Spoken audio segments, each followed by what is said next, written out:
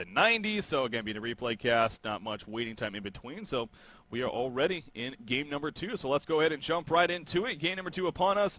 The banning, or the locking phase, I should say, is now beginning. Or no, this is the banning phase. Wow, so many phases, I keep forgetting.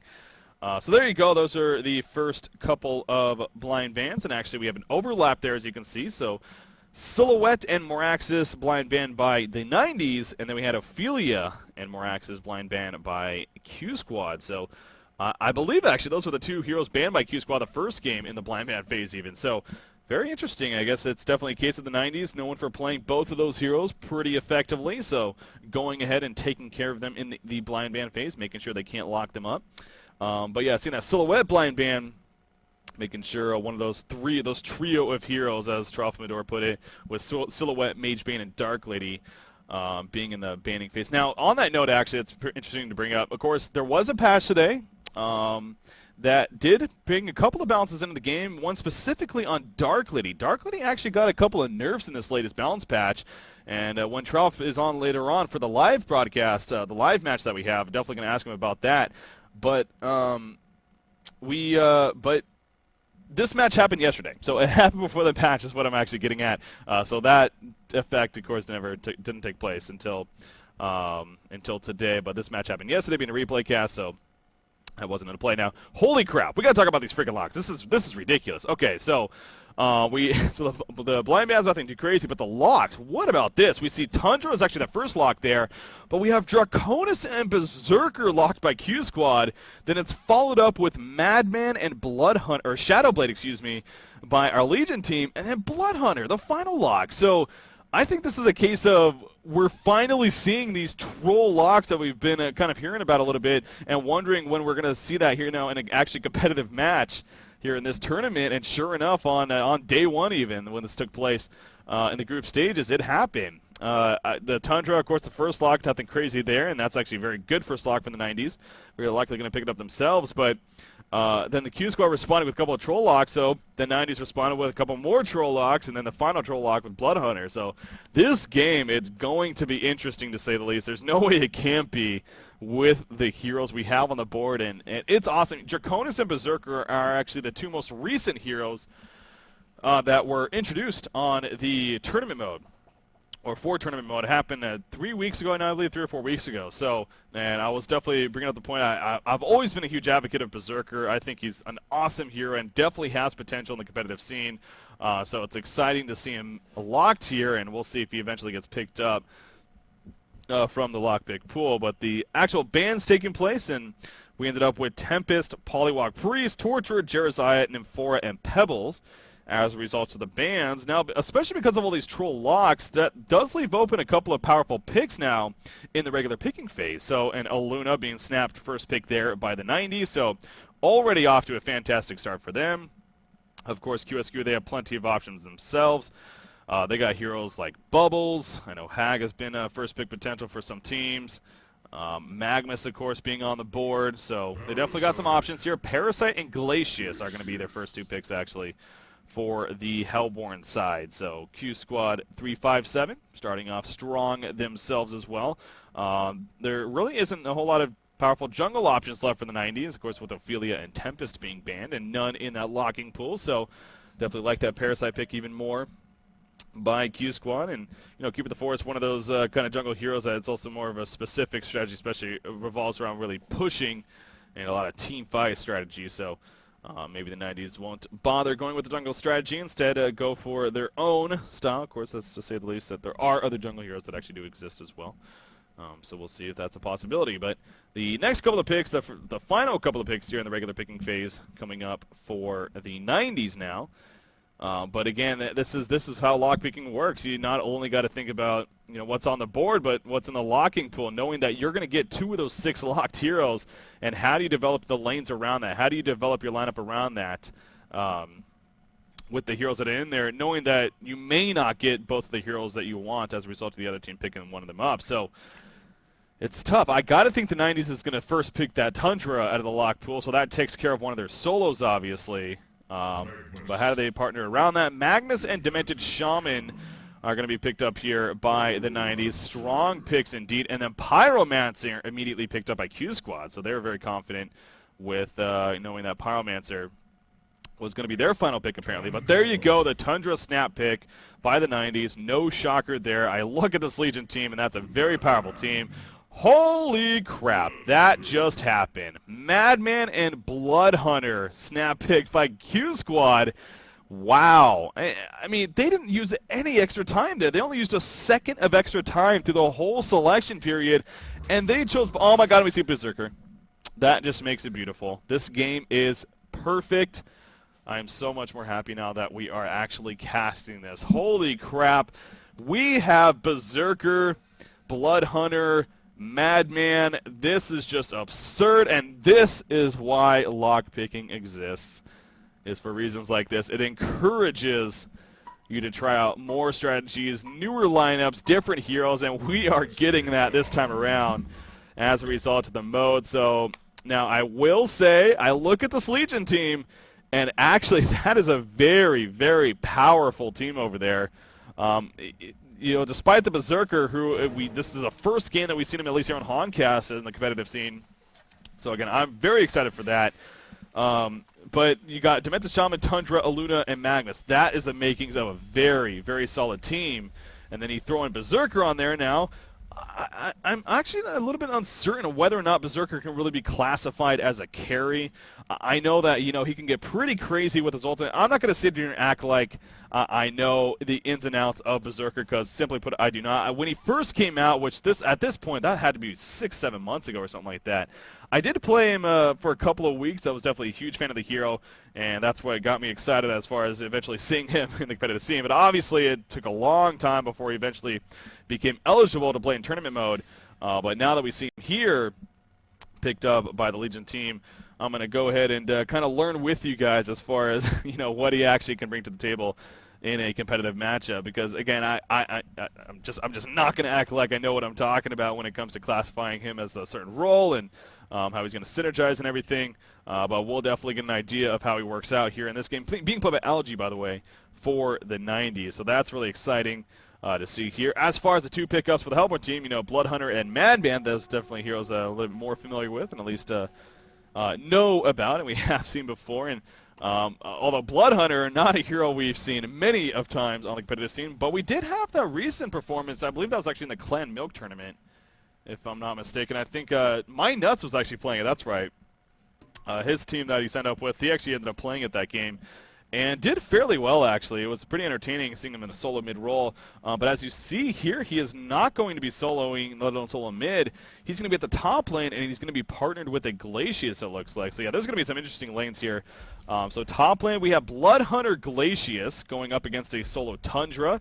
So Super KGE going to be taking care of the suicide lane up here at the top side. You see him already spawning that Shiver, and he is going to block the camp with it. But needs to be a little bit careful right here. Glacius going to come in from the flank and cause some issues for him. You see Parasite playing not a defensive, but a Hellborn side jungle. So his own side, and may be able to assist this top lane. As a result, get some early kills onto Tundra if played correctly. So we'll see how that plays out. Middle lane, we have our Aluna Magmus combination going on. Of course, Magmus, the focus of farm here. He does have his hatchet as his one of his first items he's picked up, as well as a good regen. And he should have a good time. Pyromancer playing solo. Not a whole lot she can do as far as counter harassment, especially with Aluna here. Almost said the name. Especially with Aluna here playing the support for Magmus. Then you have the bottom side. We have a long time since we've seen this. I know Fresh Pro Madman. That's definitely what comes to mind when I see this. But a Suicide Lane Madman going up against Demented Shaman Berserker. So Berserker, of course, with the Mark of Death ability. It's level next. So I'm going to keep a close eye on that as well as far as how he builds and everything. Tundra harassing Glacius quite a bit right here. You see with that cold shoulder. No piercing shards just yet. We'll take a Leech nuke coming out from Parasite in the meantime. It's Magmus actually dropping fairly low in the middle lane. Playing a little bit cocky there, it looked like, but he is able to lava surge away and to survive. So, but yeah, seeing Madman in the long lane, of course. So what was popular with this was going bottle Madman. Of course, that was much more popular when you could ferry the bottle, as well as, well, for that matter, his barrel roll also having a stun on it. That was also very powerful. But of course, that doesn't exist anymore. Now just a slow instead, but still at the same time, pretty powerful ability, and definitely quite the carry. I mean, he can definitely take over, and he's one of those carries too. He doesn't necessarily need the most amount of farm to put out maximum damage because of his passive with the gash and his ultimate activation. He can still tear you apart with having, you know, very simple items. You know, Null Stone, depending on situations, if he finds it necessary. And in this game, you know, looking at the lineup, wouldn't surprise me too much, actually. Well, maybe not. I mean, I guess Berserker can be pretty awesome against that, you know, with that Mark of Death. So maybe not a Null Stone, but we'll see what he eventually chooses to go for. But anyways, my point being, he doesn't necessarily need big damage items to really start taking over and putting out a good amount of damage because of his third and his ultimate. Pyromancer nearly dropping here in the middle lane for the Bloodlust kill, but barely able to survive death, and he will have to go back actually and gets his regen on as a result of being so low, and that's going to give some pressure in the middle tower from our Magmus-Aluna combination. Again, Magmus already level 4, taking a closer look at creep farm now. Look at that. Only 2 heroes on the Legion team with creep kills, actually. Pretty interesting there, but of course a big part of that, Tundra having 0 creep kills at the top lane because of the harassment, but he's doing a good job of getting levels at least. But we have a 19 and 11 Magmus compared to a 3 and 0 Pyromancer. Glacius actually coming into the middle lane, so QsQ making an early adjustment here as, bottom lane. We see the chains being used to stun Madman right there. In comes a healing wave. The Mark of Death has been applied, giving some speed burst to Berserker, but he's not going to be able to chase him down, and Madman will survive. But we see right there the potential power of even this combination, Demented Shaman and Berserker, and really what Berserker can do as well. I know for obviously the design of the hero is really, I'm going to get up in your face, and that's where I'm going to strive, and not be too worried about taking all this damage as a result of it. So, of course, you know, with the ability like the Strength Sap and then eventually his ultimate and Carnage, which, you know, bring up this tooltip to get a better idea of exactly what it does with the stun duration reduction, and then attack bonus damage based on your maximum health for the 12 seconds right there. But he does take 20% more damage. So, top lane, Blood Hunter though, obviously have, guessing at least after a good start, let's take a look. Yeah, 25 and 20 now, 26 and 20. Fantastic start here for Horspell, as Tundra has managed to get in a couple of creep kills, but yeah, Blood Hunter no doubt dominating this top lane, especially with the circumstances at hand. Magmus finding himself in a little bit of an odd situation, as Glacius will end up getting the Bloodlust kill on Luna with a Tundra Blast Snipe right there. So Luna trying to dodge away, but Glacius able to snipe him out with a Tundra Blast. Well played, chasing him down eventually. Apologize for missing the initial action right there, but back to Blood Hunter again, harassing Tundra with the auto attacks and going to keep the pressure up. In fact, he silences him right there.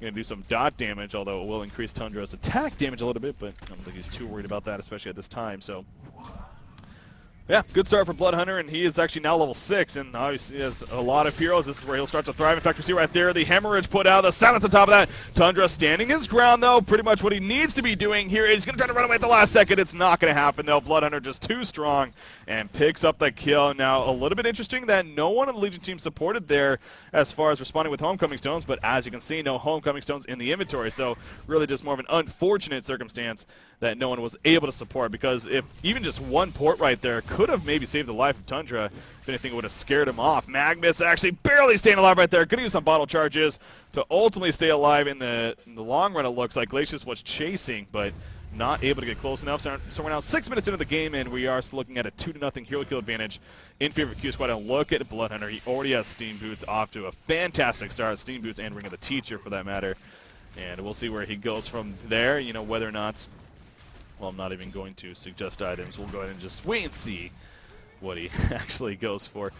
But Berserker, again, that's a fun hero to keep focusing on. As far as his creep farm goes, fantastic as well. 41 and 29. Wow.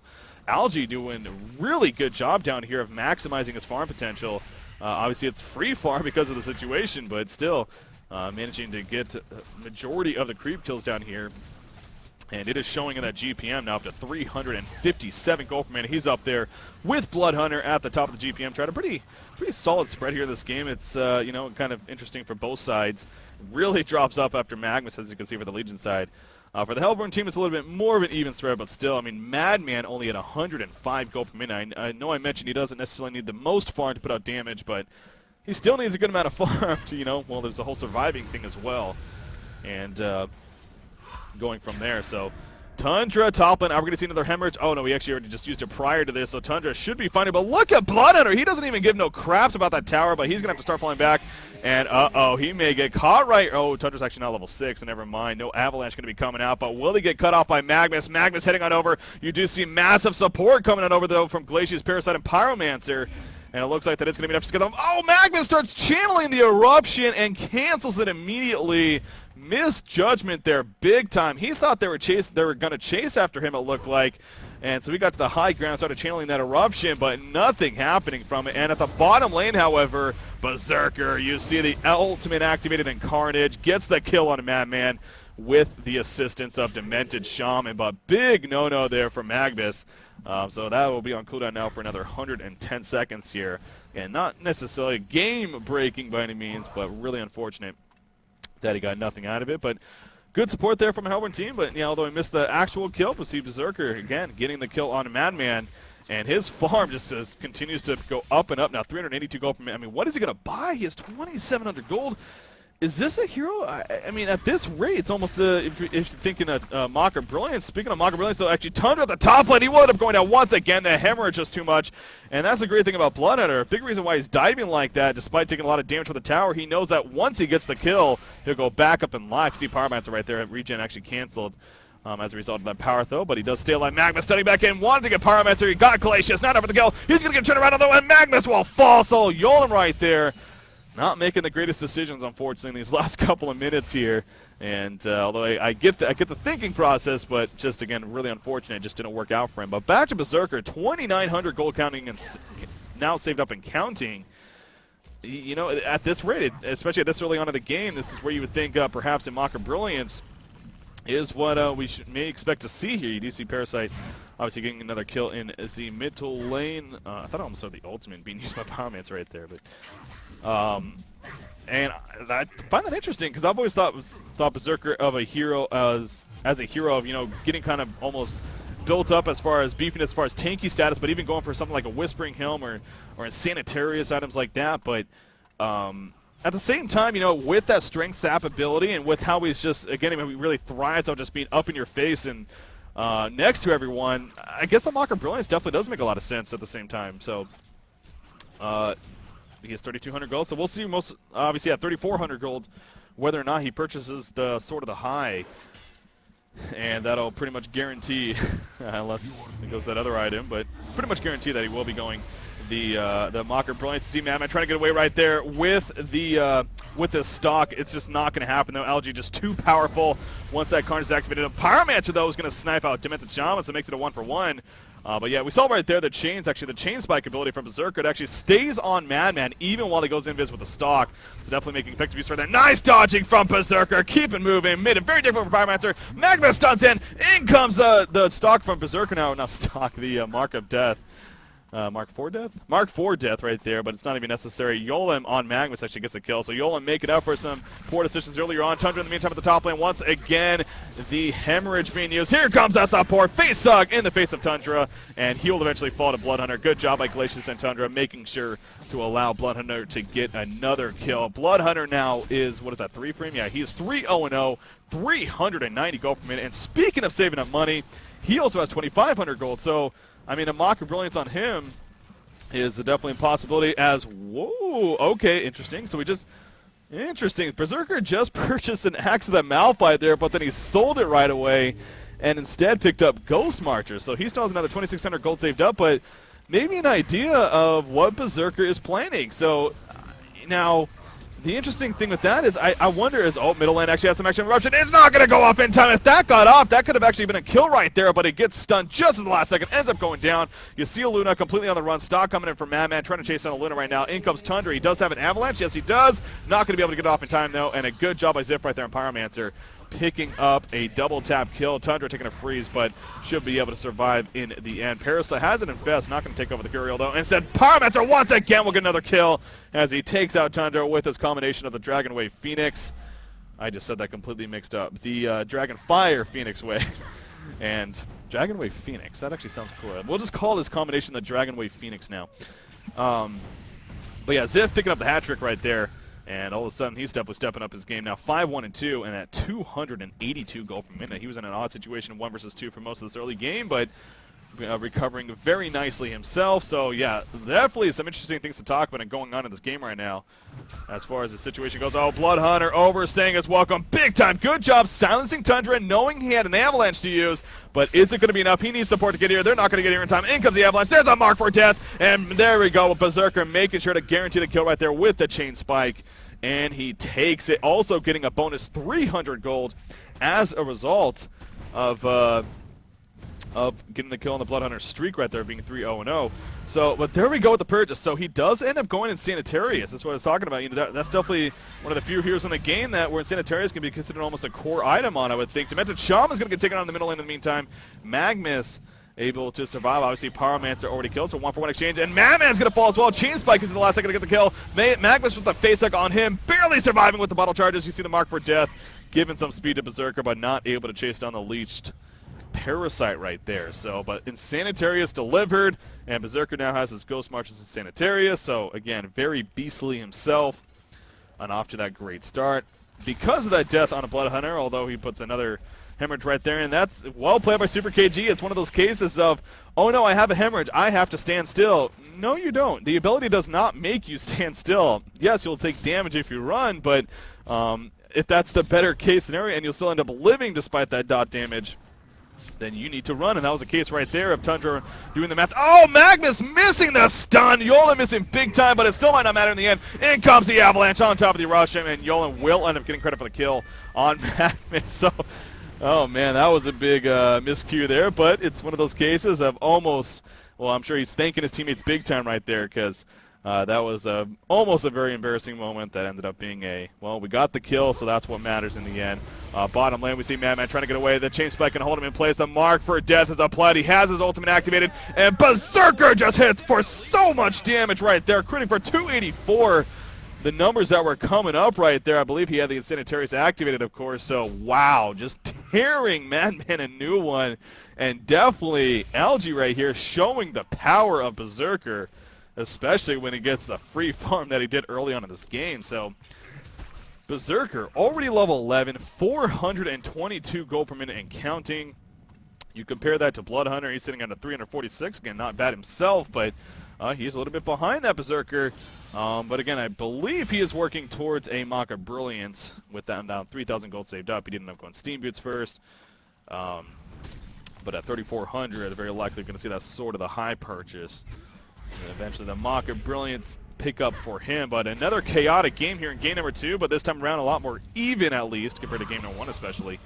As both teams another true victory just said, despite being 15 minutes in now. Glacier's going to survive right there. The combination of Luna's going to stay alive as well. Dimension with the heal at the last second. In comes Berserker, hitting for 310, 321, 329 right there. And just again, tears Pyromancer up. Parasite trying to get away. Glacier's good Tundra Blast. It is going to be enough to help save, and Madman stalking in, but Madman needs to be careful actually. He takes the time from Magmus, but Berserker realizing he may have overstayed his welcome a little bit too much. He has Insanitarius activated, and that's not going to help that situation, so he'll end up getting taken out. And that'll stop his streak, and Mally right there actually on Parasite gets a 405 bonus goal. Magmus though comes back in, takes out Madman, but in that what cost situation as Magmus very likely is going to end up falling right here. Oh no, he stuns out before Blood Hunter catch. Of course, Blood Hunter has the speed as a result, puts the dot up, and yes, we'll eventually get the kill on a Magmus before he can say hello to Congor right there. So 16 minutes into this game, we are already looking at a 14-10 hero kill advantage, and it is not stopping just yet. Blood Hunter getting caught right there with the, oh my god, with an avalanche, but he actually turns around and puts the hemorrhage on the mentioned Shaman, and Mally actually gets credit for the kill right there. But there you go, sort of the high purchase on Blood Hunter, and that guarantees the Mock of Brilliance pickup to be had on our Blood Hunter players. So, ooh, again, crazy action in this game, so keep it hydrated. We see at the bottom lane, Madman actually getting taken out right there. Look at Berserker again, taking out Parasite as well. I love this hero, unbelievable, going 2 versus 1 and just takes them both out. Of course, he died in the end as Madman, and I believe his Glacius came in to support, but man, showing his power once again. Magmus just out of range of the stun. I believe that was maximum range, just happened to be short of Madman, and so Madman will be able to get away in time. But man, Berserker 7-2-2, 382 gold per minute, and still on top. But after that, it does drop off a lot. You see Magmus all the way down at 215, and Tundra, Demented Shaman, and Aluna just not really able to do too much in this game in terms of farm. So that could be the big difference here in this game earlier on, especially for our Legion team. And in fact, we see the overall team stats, and that definitely shows that kind of 5,400 gold lead as well as a 3,300 experience lead. You have Madman, though. He is continuing to get absolutely nothing this game, being played by Slade. And so, again, that's the good news here for the Legion team. But you do have Blood Hunter, who is leading the way pretty much up there with your Berserker. And then the support even doing pretty well as well. Madman's actually going to port him right here. Blood Hunter is going to take a lot of damage. Berserker coming in once again. And again, just tearing him up, not letting him get away. And gets another kill right there. So he is going to port away in the meantime. And he actually come to the bottom lane? Yeah, he actually came to the bottom lane of support. We see Madman. Does he have a double damage rune? No, he doesn't, but he is trying to assist right here. Parasite will get taken out. Madman diving the tower, trying to finish off Aluna. He's going to end up running into him. One more auto attack should do it. Aluna going ring around the rosy, though. Barely staying alive. In comes the stock. He runs into Berserker, ends up guaranteeing his death. Nice job with the stun right there by Berserker, of course, with that. Staying alive right there, and he is actually going to survive in the end. You see Berserker with a B-Start recently picked up, and actually another 1,200 gold saved up plus on top of that. Pyromancer just purchasing his portal key, actually, off to the side, so obviously a very good pickup for him. And we'll see where he goes with that item. And you see right away, speaking of that, he is going to start to chase, and he wants to try to catch Berserker, but doesn't look like he's going to be able to get close enough. And the cooldown on the portal key just a little bit too long, so running into the Kuro right there, actually maybe in a little bit of trouble. Now Berserker running back in. Oh, Berserker living life on the edge. The chain spike not stunning right there. Pyromancer trying to get away, puts the stun on Demented Shaman. In comes Tundra, but Pyromancer buying enough time to actually get away. To see Glacius also coming in, Tundra blast support, and helps him get away. Blood Hunter, I believe he just bought the Mocker Brilliance pattern. So there you go. Yeah, that is being delivered now. So Blood Hunter will have his Mocker Brilliance here at about the 19.5-minute mark. So that's, again, a huge key item for Blood Hunter in this game, as if that's so obvious, because we see him all the time. Helm of the Black Legion was finished here on Berserker, and also picking up the Mystic Vestment. So I'm going to see right here, he has 1570 life, but of course that's before Insanitarius is activated. We'll see, once that is activated. You see right here, in fact, he's going to charge in with the Mark for Death, but Madman quick to stalk away. And able to be fine. And I'm guessing, actually, you know what, that makes sense. Okay, so I guess the Mark of Death actually does see through Stalk. Sees invisible, so if he gets that applied, he will be able to see the target, if I'm not misreading that. So that's definitely another big benefit of having Berserker against a hero like Madman, who constantly attempts to stalk around and make life difficult. You can get that up on him. It won't matter too much. But Berserker is going to push the bottom tower by himself. In fact, activates the ultimate to help him do so. And again, you see him hitting for 326 right there. I mean, it's just so much damage coming out with that Insanitarius activated especially. So good for him. Good for him indeed. Again, getting that life pool built up is obviously very powerful for Berserker because of that ultimate. And what it actually does, again, just to make sure, being a newer hero, good to read it over. 7% of his maximum health now for 12 seconds. 8% at level 3. So we did see that. We did see the Axe of the Malphite purchase earlier, but again, he ended up changing that out. But again, if he goes the Axe of the Malphite again, can pretty much safely assume that a Behemoth's Heart would be an item for him to pick up. And again, on top of that, Axe of the Malphite adding the Strength, of course, just inherent damage being the Strength hero. So even that much better. And his ultimate is just pretty short cooldown. It's only 40-second cooldown, in fact, at level 3, which he's already level 14, so he may be 15 after this creep, in fact. This creep camp, in fact, there we go. So he hits level 15, so one level away from having the level 3 Carnage. And that'll be a 30-second cooldown hitting for 8% of his maximum life in terms of added damage. So, yeah, he's going to be dangerous here for the Hellborn team. And definitely getting on that carry status, you can safely say, as a result of how he's doing. It's whether or not, though, the support's going to be able to come through here for the Legion team, because as I was talking about earlier, sure, Magmus having that portal key is great news, but Berserker, you know, he's only one man. Will Tundra, Demented Shaman, and Luna be able to be useful enough in this game? Demented Shaman actually getting caught right here. Doesn't have a breakable, actually. That's a little bit interesting. He will end up falling. He did get the Storm Cloud up. Eruption, Lava Surge combination coming out from Magmus. Where is Berserker going to join the party? Glacial Downpour going to come down, though, and Magmus will fall. Berserker was not here for most of that. He does get the Mark of Death up, Mark for Death, but not able to get there in time to be to really do too much damage. So big unfortunate circumstance there for the Legion side. In fact, now Bloodhunter hitting level 14 himself, and he has now surpassed Berserker for the GPM lead. He's picked up a Mighty Blade. I'm guessing a Shrunken Head to be picked up for him as a follow-up to his current Mock of Brilliance item. So, and oh, never mind. It's not going to be a Shrunken Head. It's indeed going to be an Ice Brand actually here for Bloodhunter. I mean, you look at the Legion team, Shrunken Head definitely could be useful, but of course Berserker really wouldn't affect him too much. You see Tundra getting dove on in the middle lane by Pyromancer, a hasted portal key Pyromancer. That's very deadly, and you see Berserker trying to chase, but he's just not going to be fast enough.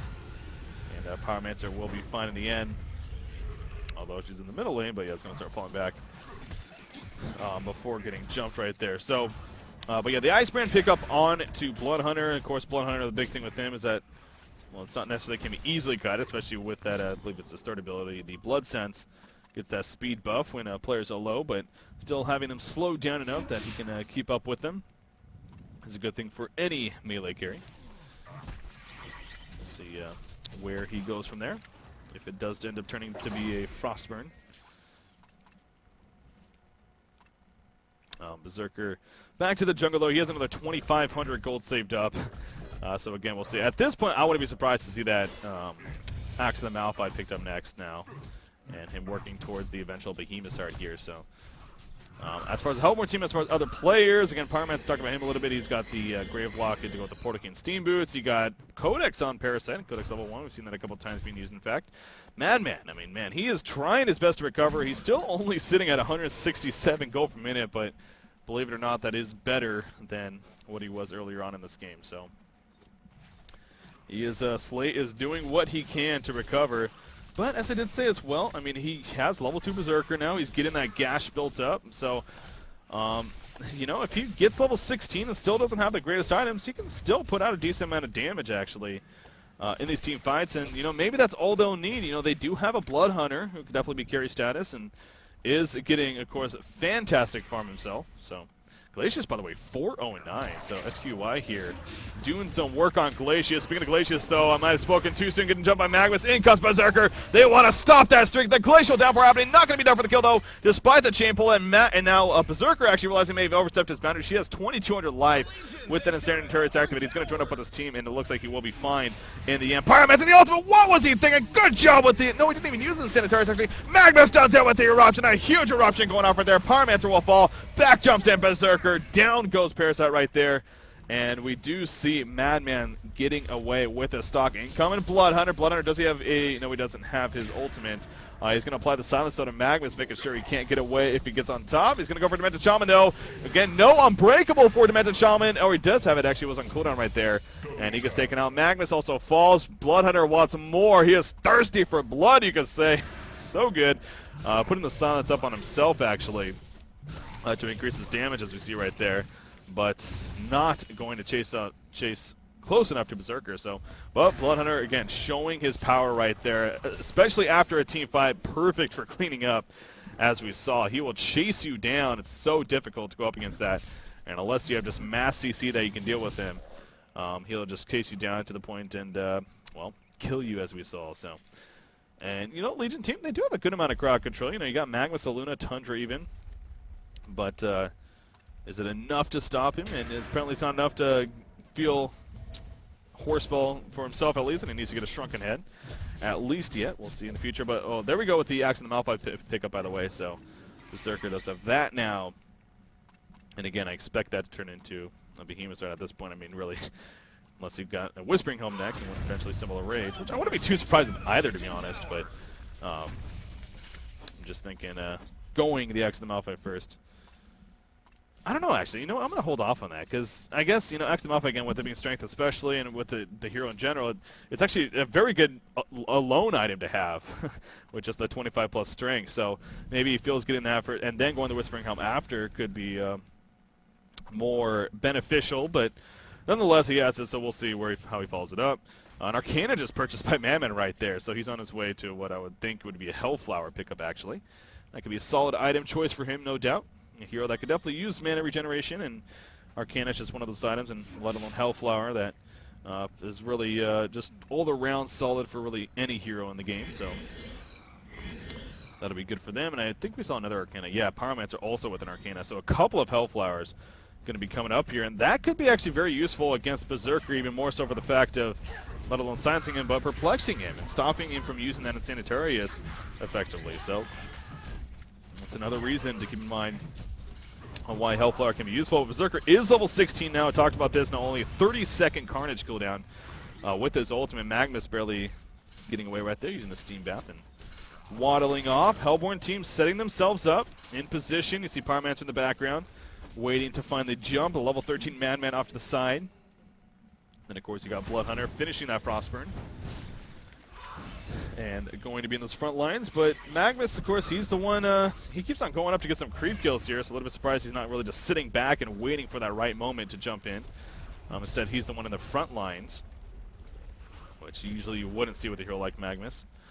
Especially in a game like, I mean, he's really, as far as teamfight initiation goes, the fact that we see right there, he jumps in on a Bloodhunter, no rush him, but he does Lava Surge, and in comes Berserker, and look at the damage output from Berserker. It is so freaking strong, 3,100 life, he's hitting for 526 damage, tearing everyone up. We do see the Hellborn team dropping like flies in both Madman and Bloodhunter.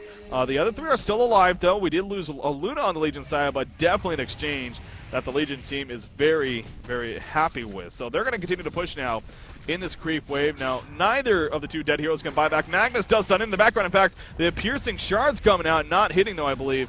And so they should all survive. You see the mark for death being applied, but not going to be able to chase them down. But the tower will fall. So we see right there that 90's definitely coming through in a big team fight. But oh my God, Berserker hit so hard.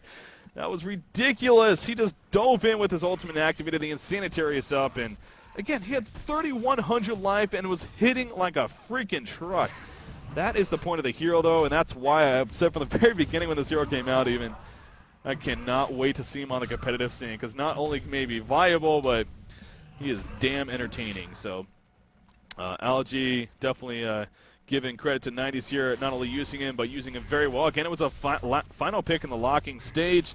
I forget who locked him, actually. That's actually good information I have if I can go all the way back up. It looks like, okay, so who locked him? It was QsQ, so not even the Legion team lock. And again, he's one of those the newer hero, and he just became available on tournament mode. So, you know, the likelihood of the 90's knowing how to play him, definitely a lot less. But not only does he apparently know how to play him, but play him very well, and they're happy with that pickup. So you see right there, the Behemoth's Heart finished.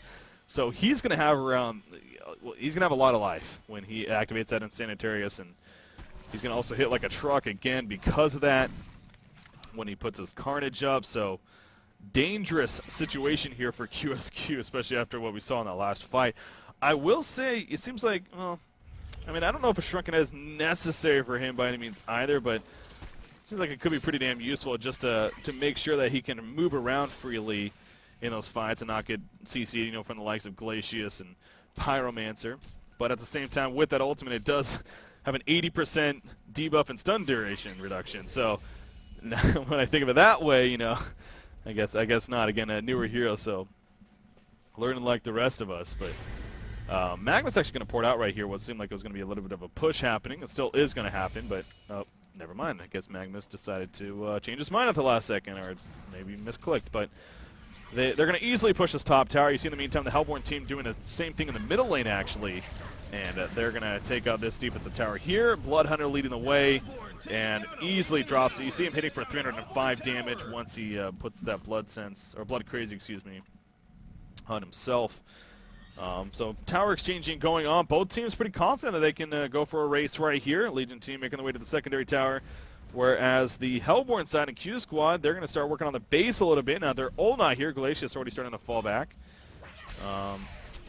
to kind of start supporting at least. So I'm guessing the Hellborn team is going to eventually port back. But Legion side, not only is the middle pushing, but the bottom lane also getting pushed in a little bit by a creep wave. So some decision time to be made. It looks like Legion team porting back a little bit. In fact, Berserker's trying to run away. He activates Carnage as he's running away again, mainly for that debuff duration. It looks like he is going to be fine. So well played by LG right there. And the Legion team, it's not over just yet actually though. Uh-oh, Berserker in a little bit of trouble. Now he will take a he's going to take a hemorrhage right there, but again, he just really doesn't care. He turns around, and he doesn't have his ultimate, but he's going to go balls to the wall again. This is Berserker for you. He has Carnage in 5 seconds. He gets 1 kill right there on the Pyromancer. Going for another. He has Carnage. He's going to activate it in time. No, he's not. He doesn't get it off.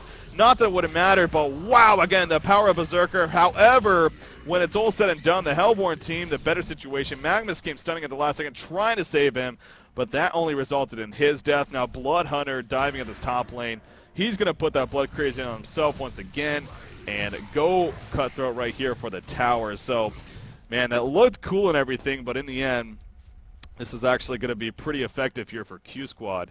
As Pyromancer, despite the death, will be up in about 20 seconds, and Berserker is unfortunately down for another 40 seconds or so. So Blood Hunter going to easily take out this tower, as we see it right there, and going to start falling back. So good news again for Q Squad. And as far as map control goes, I mean, they do have, looks like they have 1 more tower kill. Now they have 5 tower kills compared to 90s having 4 tower kills. What just happened right there? Oh, wow, was that a power throw snipe? Madman just got sniped by the power throw. Of course, there's a ward aside here, so very likely he saw that he was low coming over, but nice snipe coming out from Aluna there. And able to get the free kill. So misery continues here for Madman, as he's now under 200 GPM once again. So he's just not getting any type of farm. But again, they have a Blood Hunter who's doing very well, so that's definitely picking up where his slack. He has a shrunken head now, by the way. Obviously a very solid item choice on him. I talked a little bit about that earlier. We have LG and Berserker going to clean up this top lane, while the rest of his team actually is going to be pushing the middle lane, it looks like. A little bit here. Revelation put down just in case. But Magmus is going to lead the way, but Berserker is going to be joining them. So it seems like the 90s feels they need to keep this pressure up quite a bit, and definitely think it makes sense. And I mean, as hard as Berserker is hitting and whatnot, you do have a Blood Hunter who's pretty much, well, not only on par, but he's actually defeating Berserker quite a bit in GPM, and now 504 gold per minute. But you always do have to worry about that Madman despite the slow start that he continues to have. Magmus going to get caught out right there, and again, the Shrunken Head Blood Hunter continuing to run. In comes Berserker, going to go balls to the wall once again. This is what the CO does, but a great job with the tablet command. However, Tundra comes in with an avalanche. Now Glacius going to get turned on. Glacius will fall. You see Berserker just doing work, puts the mark for death on to Madman now. Going to start chasing him now, but he may be overstepping his boundaries a little bit too much. Berserker getting caught right here. In comes Blood Hunter, putting the Blood Craze on himself once again.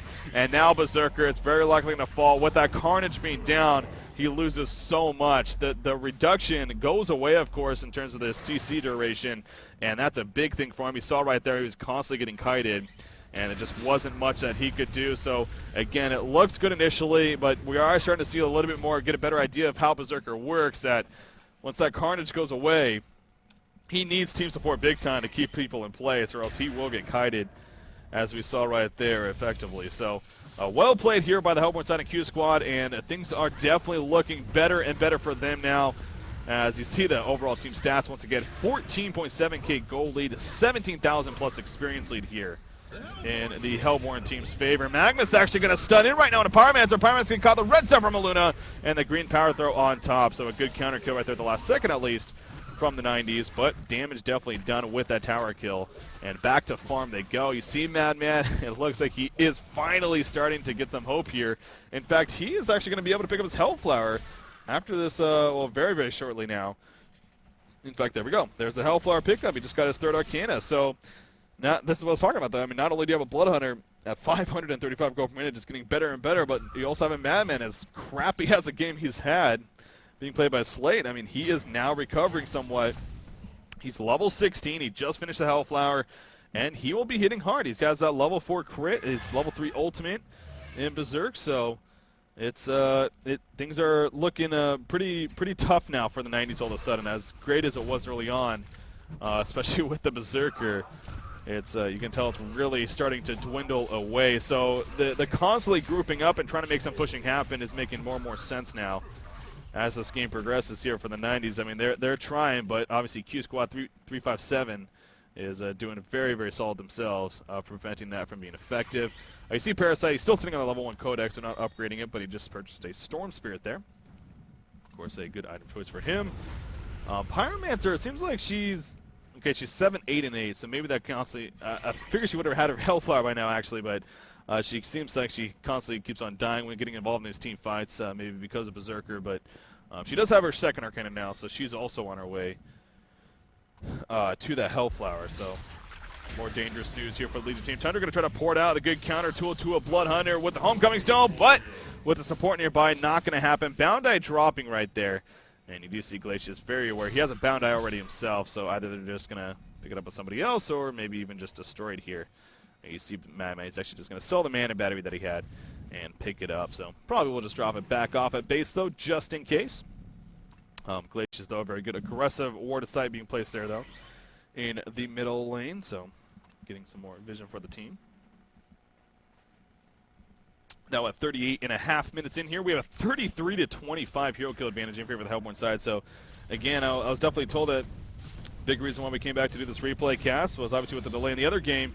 I was told that this was actually a very entertaining game, and excited that we are doing this series because of what we're getting, not only the first game, but especially the second game. We just see in the middle lane right there, Magmus thought he had an eruption chance, but Hellborn team once again able to get away right there, so adding insult to injury, it's just nothing happening. Blood Hunter purchasing a Dancing Blade there, so you'd have to think a Wing Bow going to be in the works here for Blood Hunter, and I love that item choice, especially against a Berserker who's hitting so hard, but, well, damage only counts if he actually hits you, believe it or not. So, of course, having that great evasion chance, as well as, you know, Blood Hunter being agility and all, and just getting the benefits from that, the armor gain, the attack damage and whatnot, will be very beneficial. So, yeah, love that item choice on Berserker here, or, well, Blood Hunter.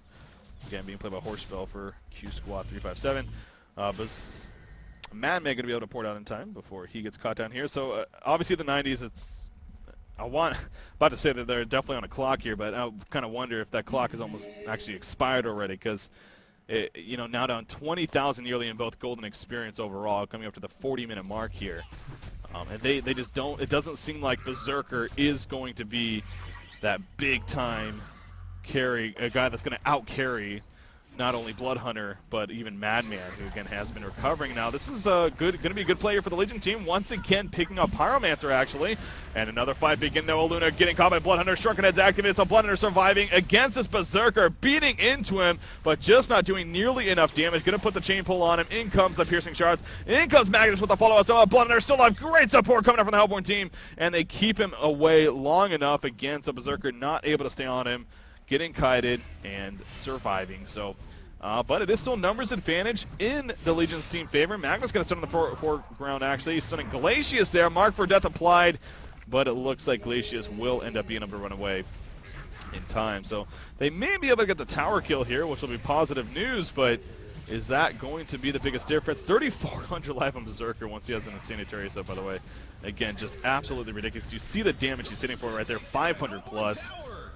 But even with that, it still just doesn't look like it's being enough here for the Legion side. So now 41 minutes in, they lose it. They lose. That actually ties up in towers? No, with that middle tower kill at the base, actually.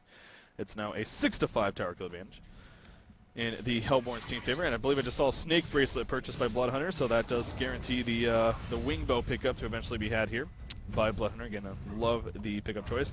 Berserker, I mean, since that Behemoth start, just hasn't had anything as I spoke too soon. Okay, so there we go. He picks up a Slayer, actually. So, and my guess would be is that that's just a direct response to the seeing that the Wing Bow was in the making and the fact that it has been finished now on Blood Hunter. Honestly, you know what wouldn't really surprise me if he actually does go for a Doombringer.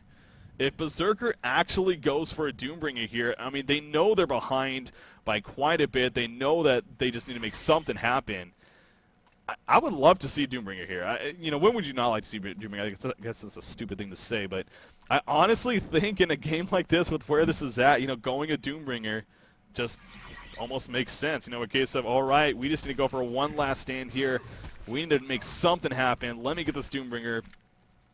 Let's go with that. Now, he will need 3,400 gold, so that'll be actually a little bit before he would get that if he is going to need it, let alone Savage Mace would be pretty much the same amount of time anyway. So Tundra is actually going to get, ooh, ports out barely in time right there. You see Bloodhunter trying to do enough damage in time, not able to get it though. Berserker forced to port back to the middle though, and Berserker in the front lines, chain pull being used, putting the stun out, and will keep Bloodhunter from pushing much further. You see the Berserker illusions in the background. Even those are difficult to kill. Holy crap. Sitting at over 3,000 base life, but they eventually do go down. Bloodhunter is also level 24. That's a big thing to note. Not only is he farming 552 gold per minute, but Horseball's level 24. And we are going to see our first Congor attempt coming out here. Obviously, Luna spotting it with the red power throw. But I think the Hellborn team is pretty damn confident they can do this. And once they see them coming over, though, they may respond and just get a fight going. And in fact, you see right here, they are starting to fall back. So doing their Hellborn thing as Berserker leads the way with the Legion team to try to make something happen. But you do see, of course, you see Q Squad falling back before they can get caught, and it's not going to matter. So Berserker actually may think about going to do some Congor hits here. Obviously, Congor below half-life now, so maybe going in and attempting to do a little bit of Congor wouldn't be the worst idea possible. Maybe get a little bit of Ninja going. The Hellborn side, they don't actually have any vision on the Congor pit, so that could have been interesting if the Legion team actually committed to a little bit of a Congor kill there, but as you can see, that's not happening. Hellborn team is still nearby, and Glacius is actually going to do some counter order right here with the bound die he has. Has Glacius died yet? Okay, he did die. He's 5-1 and 14. Oh, that is ridiculous.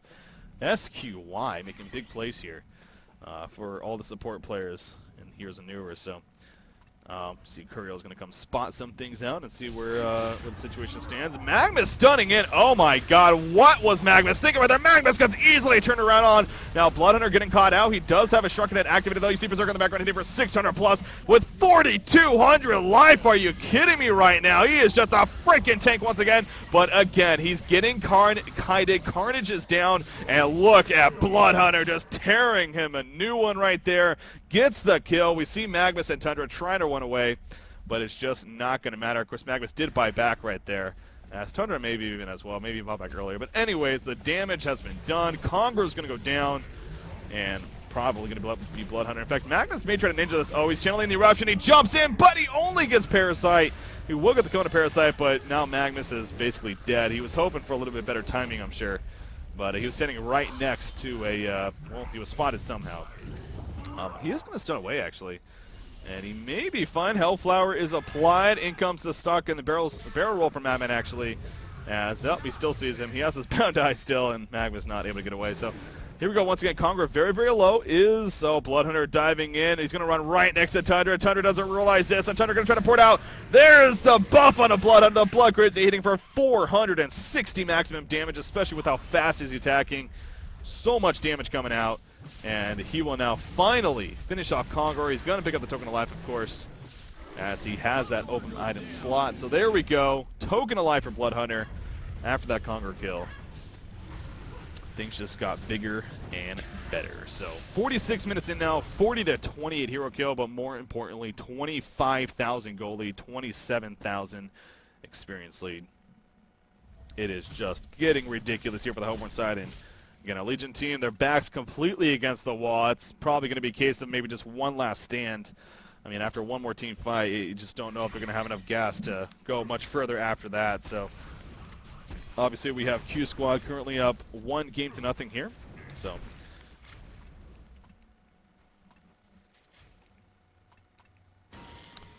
we'll see how it finishes here. Of course, with a win for Q Squad, that would mean they would take the series 2-0. And the 90s would be 0-1 in the group stage. But again, it is just the first game of the group stage. That's another thing to really stress. And what is actually a very well-balanced Group A, as we keep going back to, but still, it's not the end of the world by any means. Every single team will have 7 best-out-of-3s that they play over these next 28 days here. So this is just the first best-out-of-3 in 7 total. So a loss sucks, and when only the top 2 are making it on, you know, the losses will add up, of course, but again, it's not the worst thing in the world. But QsQ357, it looks like they're going to be off to a strong start here, unless a miracle happens, really, from the 90s. So Berserker going to continue to farm, and again, with 1,800 plus gold and counting. Obviously, in this case, you have to think about buybacks too, but again, I think it's just a situation of, yeah, I don't even think you can worry about buybacks even if you're the Legion team at this point. It's just you're so far behind. You just need to go pretty much all out. Speaking of gold saved up, 5,400 gold on Bloodhunter. Now, speaking of buybacks, I'm sure he's just saving up that money for buybacks if necessary, albeit he does have a token of life, but you know, he doesn't really have an item slot open, so. Ooh, he's actually going to get caught right here, but the Hellborn team ready to respond. It's almost as if they were baiting for it. And here we go. Bloodhunter turning things around. Demented Shaman trying to kite away. Not going to happen, though. Magmus already dead. Bloodhunter will finish off Demented Shaman as Horsebell picks up that double tap. You see Tundra just now trying to run away with Aluna as well. Where's Berserker throughout all this? Berserker's actually from the middle lane. He is running over. He finally joins the party. He dives in, but, you know, oh my god, he actually takes out Pyromancer right there. I love this hero, man. Storm Speed on the Glacius. Going to survive a little bit longer. He gets the kill on the Glacius, but he dies shortly after. But I got to think, I think some GGs may be getting called here in the very near future. Berserker does have money for a buyback, but again, he'll pretty much lose all his money there with the buyback here. And it really will it matter in the end. Nobody is up right now for the Legion team, so with Genocide happening for QsQ, they're going to push into the base here. And like I said, I really think it's just a matter of time before QsQ is officially victorious. And they do take the series 2-0, but they're going to go for the melee racks, take out the ranged racks right here at the bottom lane. So obviously the 90s, you know, this is it for them. Here being game number 2, so to lose this, they're done for the day at least. So just going to stick in there a little bit longer. Looks like Berserker does end up buying back. Oh, the shrunken head from Bloodhunter really screws up that lava surge there from Magmus. He ends up falling. You see Berserker in the background chasing both Madman and Parasite, but they're just a little bit too quick for him. And, well, Bloodhunter doing work in the front lines while this is all happening. Again, he still has a token of life. He has 9,000 gold saved up. There's been very few games where we've seen this much gold saved up on one player, and it is still going up. He may pass a 10,000 gold mark at this point as a result of how things are going here. You see he's going to try to kite away, and he should be able to get away. Look at how fast Berserker is despite that blood sense. That's ridiculous. But he's not going to be able to chase him down. Oh, there we go. Another mark for death. But, yeah, Bloodhunter just a little bit too quick as a result of his teammates being low. And will easily be able to get away. You see the Hellflower applied, turning things around. Missing stun right there. Berserker, he picks up a bound eye, actually. Starts running away. He has 5 seconds left on Carnage, so he's going to go in right here, trying to maybe get the Carnage off and do something. Glacial downpour, Pyromancer ultimate. He's trying to, no, he's not going to happen, though. The bound eye drops. And he eventually falls. Bloodhunter goes back in, gets a cleanup kill, heals himself. There's the GG's, and it's official. So QsQ357, they take the series over the 90s. Again, this being a replay cast here, that they were victorious yesterday, and as a result, the Group A matches are complete. So congratulations to all the winners yesterday. If you lost, though, at the same time, it is just game one, number 1. So, but on that note, I am now actually going to be joined by Troufamidor, who is, again, going to be here to join for the live cast that is going to be coming up here in the near future. Trouf, how you doing, buddy? Hey, doing pretty good. I'm really excited. And I don't know if you guys heard the news as well, but